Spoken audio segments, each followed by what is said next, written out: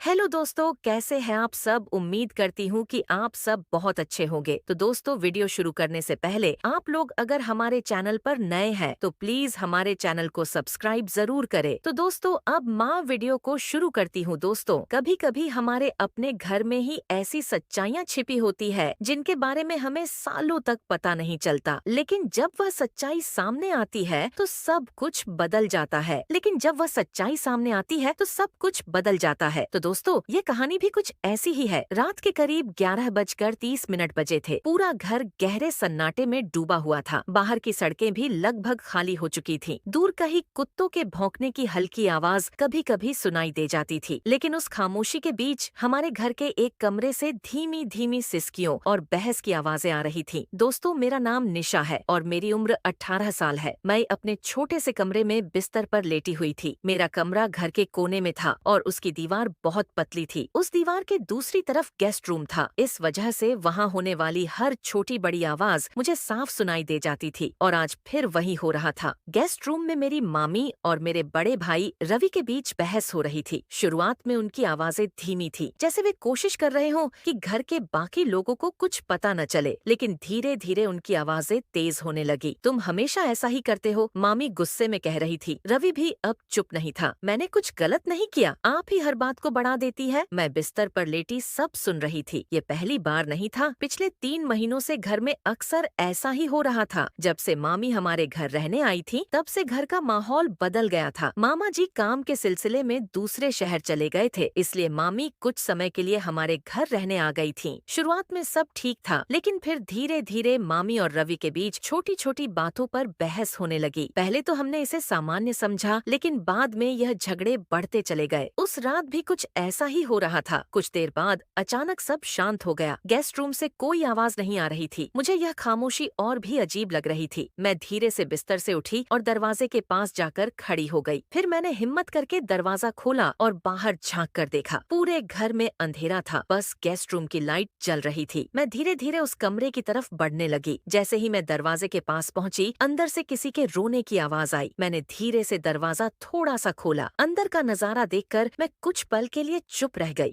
मामी कुर्सी पर बैठी रो रही थी और रवि खिड़की के पास खड़ा था। मुझे देखते ही दोनों चुप हो गए। रवि ने थोड़ा गुस्से में पूछा, निशा, तुम यहाँ क्या कर रही हो? मैं घबरा कर बोली। वो मुझे आवाजें सुनाई दे रही थी। उसके बाद मामी ने जल्दी से आंसू पोंछ ली और उन्होंने मुस्कुराने की कोशिश करते हुए कहा, कुछ नहीं बेटा, बस छोटी सी बहस थी। मैं वापस अपने कमरे में आ गई, लेकिन उस रात मुझे बिल्कुल नींद नहीं आई। मुझे महसूस हो रहा था कि घर में कुछ ऐसा चल रहा है जो हम सबसे छिपाया जा रहा है। कुछ दिनों बाद फिर एक रात झगड़ा शुरू हो गया। इस बार आवाजें पहले से ज्यादा तेज थीं। मैं फिर से गेस्ट रूम के पास गई, लेकिन इस बार जो मैंने सुना उसने मुझे हिला दिया। मामी रोते हुए कह रही थी, अगर ये बात घर वालों को पता चल गई तो बहुत बड़ी परेशानी हो जाएगी। रवि गुस्से में बोला, मैं अब और झूठ में नहीं जी सकता। मेरे पैरों तले जमीन खिसक गई। मुझे समझ नहीं आ रहा था कि आखिर यह दोनों किस बारे में बात कर रहे थे। कुछ दिनों बाद अचानक रवि ने पापा से कहा कि वह दूसरे शहर नौकरी करने जा रहा है। सबको यह फैसला थोड़ा अजीब लगा, लेकिन किसी ने ज्यादा सवाल नहीं किया। कुछ ही दिनों बाद रवि घर छोड़कर चला गया। उसके जाने के बाद घर फिर से शांत हो गया, लेकिन मेरे मन में सवाल आज भी बाकी था। फिर एक दिन सफाई करते समय मुझे रवि की एक पुरानी डायरी मिली। मैंने जब उसे पढ़ना शुरू किया तो मेरे हाथ कांपने लगे। उस डायरी में जो लिखा था उसने मेरी दुनिया बदल दी। उसमें लिखा था कि रवि किसी बड़ी मुसीबत में फंस गया था और वह किसी को नुकसान से बचाने के लिए सब कुछ अकेले सह रहा था। वह घर छोड़कर इसलिए गया था ताकि परिवार पर कोई मुसीबत न आए। उस दिन मुझे समझ आया कि कई बार जो बातें हमें गलत लगती हैं, उनके पीछे कोई बहुत बड़ी सच्चाई छिपी होती है। और उस दिन के बाद मैंने किसी के बारे में जल्दी फैसला लेना छोड़ दिया, क्योंकि हर कहानी के पीछे एक और कहानी छिपी होती है। तो दोस्तों, अगर आपको यह कहानी पसंद आई हो तो प्लीज वीडियो को लाइक जरूर करें और ऐसी ही सच्ची और रहस्यमयी कहानियों के लिए चैनल को सब्सक्राइब करना मत भूलिए। हम मिलते हैं एक और नई कहानी के साथ। तक के लिए नमस्कार।